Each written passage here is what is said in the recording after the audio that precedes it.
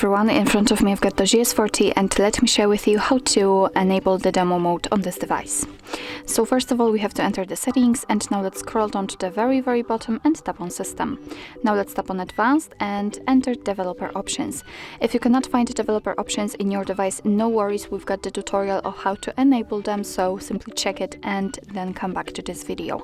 So if we are on the developer options, all we have to do is to simply scroll down a little bit to find System UI Demo Mode. And as you can see, we've got two different options. So first of all, we can enable the demo mode just by tapping on the switcher here. It is of course turned on, but we cannot see anything.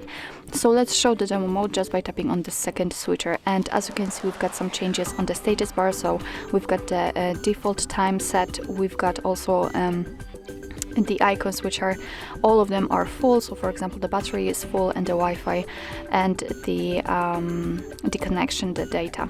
So of course you can keep it turned on without showing it just by tapping on the switcher, or you can turn it off completely just by tapping on this first one. So actually this is it. This is how to enable the demo mode in your DOOGEE S40. Thank you so much for watching. I hope that this video was helpful, and if it was, please hit the subscribe button and leave the thumbs up.